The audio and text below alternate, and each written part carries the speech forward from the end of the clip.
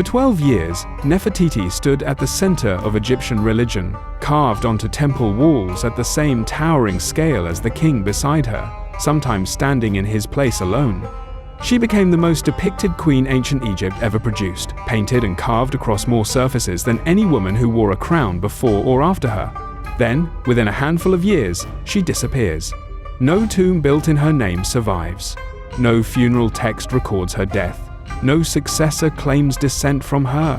One of the most visible women who ever stood beside a pharaoh vanishes from her own country's monuments without an explanation, and Egyptologists are still not certain where she went. If history that plays out like a genuine unsolved case, evidence and all, is why you watch this channel, subscribe. And before I walk through what the record actually shows, tell me in the comments, erased on purpose or lost by accident? Nefertiti became the great royal wife of Akhenaten during one of the most disruptive reigns in Egyptian history. Early in his rule, Akhenaten abolished Egypt's traditional gods in favor of a single deity, the sun disk Aten, and shut down the temples that had served those older gods for over 1,000 years. In their place, he built an entirely new capital on a stretch of empty desert far from any earlier city, and called it Amarna, dedicating the whole site to his single god alone. He was, by most accounts, continuing a family story that had begun in comfort rather than crisis. His father, Amenhotep III, had presided over one of Egypt's wealthiest and most stable eras in generations, and his mother, Queen Tiye, remained an unusually influential figure at court well after her husband's death. The move to Amarna was formalized in a set of boundary markers Akhenaten had carved into the cliffs, ringing the new city, declaring the ground sacred to his god and swearing never to expand the capital beyond those limits. Nefertiti and Akhenaten raised 6 daughters together, and Amarna's art shows the whole family, king, queen, and children, worshipping the sun disk side by side in a style far more intimate and informal than official Egyptian portraiture had ever allowed before. Nefertiti did not step into this upheaval as a quiet consort. Temple reliefs from Amarna show her performing rituals that Egyptian art had reserved for kings alone, including striking down Egypt's enemies with her own hand, a pose no queen before her had ever claimed. She appears beside Akhenaten in scene after scene, matched to him in height and posture rather than drawn smaller at his side, the way royal wives had always been shown. A painted limestone bust of her, recovered early in the 20th century from the workshop of a royal sculptor at Amarna, the bust of Nefertiti, has since become one of the most reproduced images of any human face to survive from the ancient world. It was shipped out of Egypt not long after its discovery, and still sits far from the country that made it, a separate irony layered onto a woman who had already gone missing from her own record. For roughly the first dozen years of Akhenaten's reign, Nefertiti appears constantly, in temple scenes, in private tomb paintings, on royal seals, named alongside the king in his own official titles. Then, around his 12th year on the throne, she stops appearing anywhere in the record. No later relief shows her.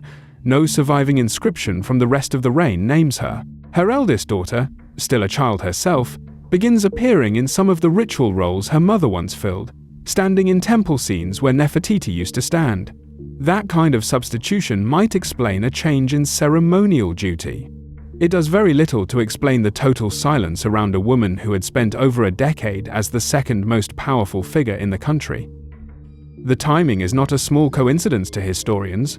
Letters written during these same years by kings across the wider Near East, preserved in a cache known as the Amarna letters, describe a plague moving through the region, striking palaces and armies alike. In one surviving letter, a foreign ally directly blames a delegation sent from Akhenaten's own court for carrying the sickness into his household.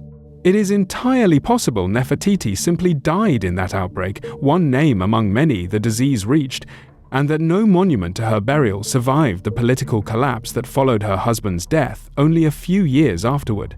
That is the plainest explanation, and a considerable number of historians accept it, in part because it requires no conspiracy at all, only an epidemic no ancient state had any real defense against. It is not the only explanation on offer. Some Egyptologists read the silence as politics rather than disease.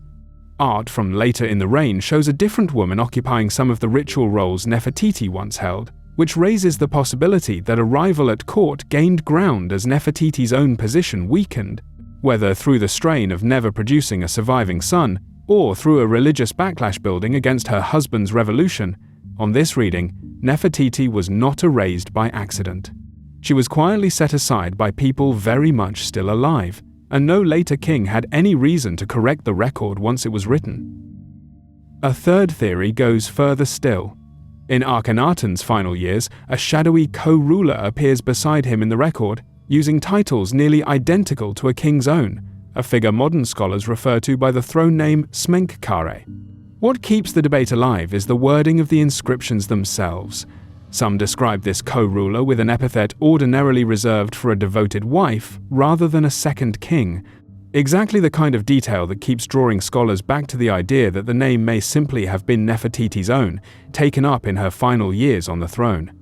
Whether this co-ruler was a separate person entirely, a brother, a son, or Nefertiti herself ruling under a new name and a king's own titulary, remains one of the most contested questions of the whole period.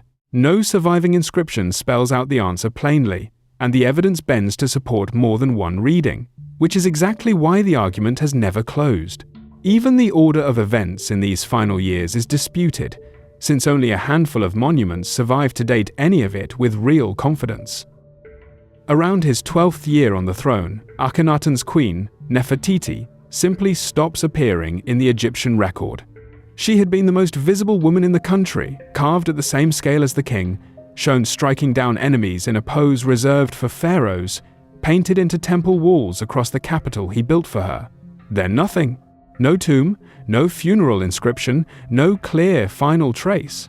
Egyptologists have three competing theories: a plague recorded in letters from the same years, a political fall from favor, or the possibility that she never really vanished at all, but ruled on afterward under a different name and a king's own title. Whatever the truth, the disorder her disappearance left behind did not resolve quickly. The throne passed through at least one obscure, short-lived successor before landing on a child of about 9, Tutankhamun, who spent his brief reign undoing nearly everything his father had built, reopening the old temples and abandoning Amarna for good within a few years of taking the crown. Whether that boy king ever learned what became of the woman who may have been his stepmother, his mother, or even briefly his own ruling king is a question the surviving record never answers. So, in your reading, which is it? A queen lost to disaster and politics, or a queen who quietly became a king herself? Leave your verdict in the comments. Nefertiti was not the only woman in this period to rule with a king's own authority and then have her record fall strangely silent. Generations earlier, one queen did it in the open, took a king's full titles for herself, and was erased from her own monuments so thoroughly afterward that scholars are still piecing together what she actually accomplished. That story is for another night.